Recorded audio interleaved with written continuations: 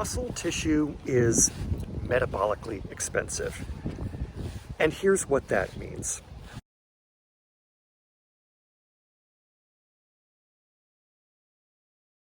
Muscle tissue requires a certain amount of energy for the body to maintain it at its current size and strength.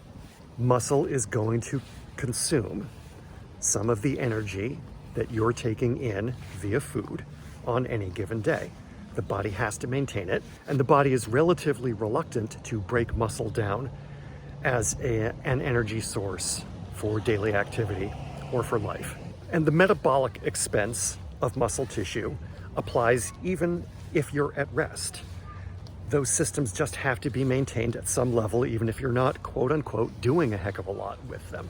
Now, it isn't that adipose fat tissue has no metabolic requirements. It does, but it stands to reason that fat tissues don't need as much energy because fat is how our body stores energy against times when we don't have access to nutrition from outside sources. Fat is there to be burned when necessary, when we lack food. Our bodies evolved in situations where we couldn't guarantee food access all the time. So this metabolic cost of muscle tissue is one big reason why many fitness professionals will advise you to work on strengthening muscles and developing more muscle if you're seeking to engage in weight management of some kind, especially if you're looking to engage in fat loss. Now, this is not to say that exercise is the primary way in which one can manage one's weight, nor is it usually the primary way in which one engages in weight loss and fat loss, particularly. This has been fairly well studied, and individual results certainly vary, but for people who choose to lose weight, exercise usually is about 20 to 30% at most of how they're doing that. Much more of the change, usually 70 to 80%, if not more, comes from some form of calorie restriction, just by changing the amount of nutrition and energy that one is taking in from food.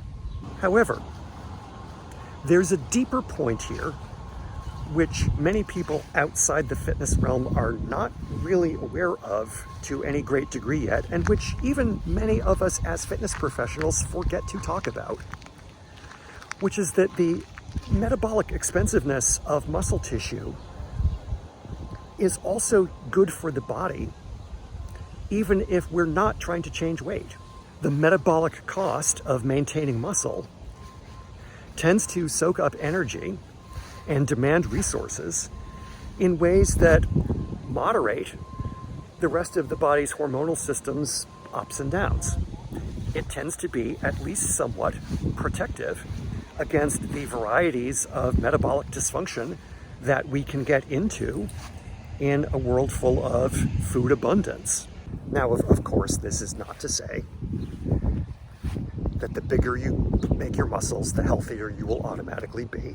And we certainly know, just from lived experience and also from a certain amount of study, that there are ways of developing bigger muscles that can have risks of their own.